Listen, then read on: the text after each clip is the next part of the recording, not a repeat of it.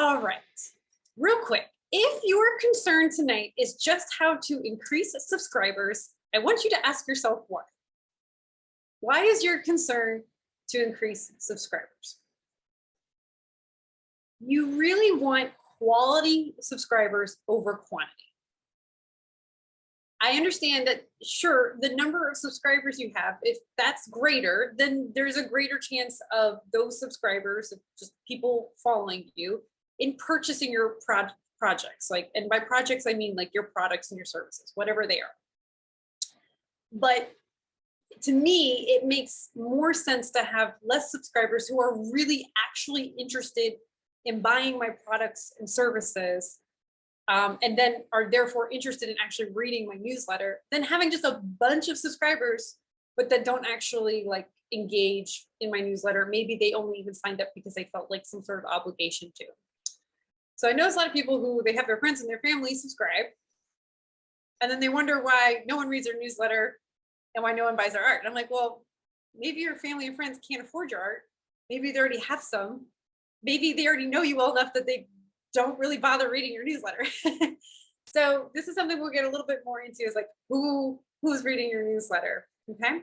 But I want you to try to go into tonight thinking more about how can I make my newsletters better, as opposed to just I need more people reading my newsletters. It's not about the numbers, it's about the quality, all right? Fun facts, 64% of small businesses use email marketing. I want you all to think of yourself as a small business, by the way. Just go ahead and get that said. 35% of marketers send 3 to 5 emails per week. And I want you to think for yourselves, like how many newsletters do you get in your own inboxes? How many of them do you actually read? And why do you read them, right? So just remember, rule number 1, you don't want to be like an advertisement, because we already get so much of that. So we want to make sure that your newsletters aren't always buy my art, buy my art, buy my art, buy my art. Not everything's about you, first of all. Not everything's about your art, second of all. But like, you want to make sure that there's a reason for people to read the newsletters other than being reminded that you're selling your stuff, all right? So that's where we get into this question of what do you want your relationship with your audience to be like? So this is our warm-up question. I want you all to pause for a moment, and I want you to really define what do you want your relationship with your audience to be like. You go ahead and dump some words, nouns into the chat.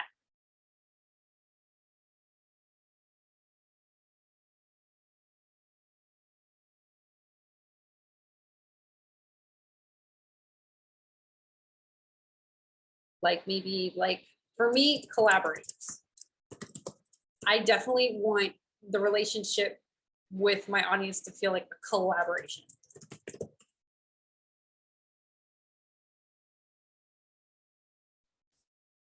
Great. Tatiana said interactive. Great. So that's like more like of an adjective. Great.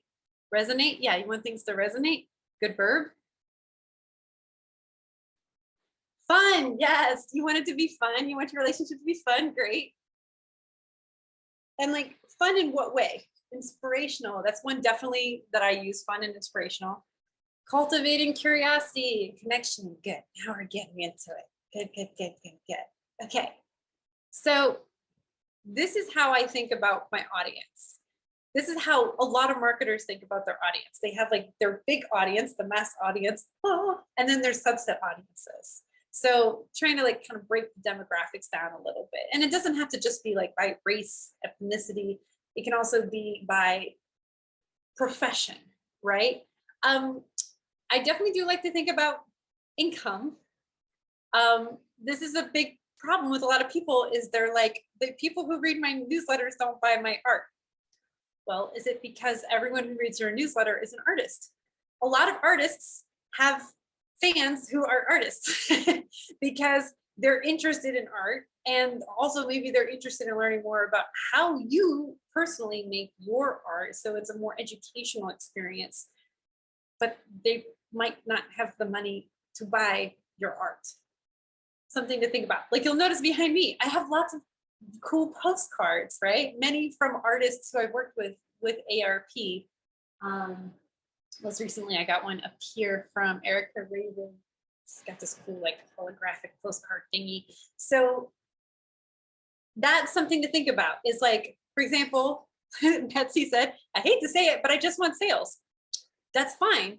So we have to think, what can you offer in your newsletter that will boost sales? But also we have to make sure your newsletter is going to people who can actually like buy your art and actually are interested in buying your art. That's a big problem, okay? So I want you to all take a second to think about who your subset audiences would be. I think it's good to have at least 3. And what kind of content might they be looking for in a newsletter that you could provide. Now we'll go to my example. So for our podcast, which is called Reflect Calibrate, which is all about artivism, and I'll talk a little bit more later about what specifically in regards to artivism we do. We have 3 subset audiences. We're targeting professional artists, we're targeting art students, like art graduates and students, and we're targeting activists and members of NGOs. And when we thought about all the different things that those kind of people read and watch and listen to on the internet, the things that we came up with, the types of content that we came up with that we thought we can give that to our viewers would be resources on how maybe professional artists can make their work have a stronger cultural and social impact. Or what are some resources for arts graduates and students that they won't maybe find at school? For activists and members of NGOs, what are some resources for how they can make their work more effective and more creative in transforming society?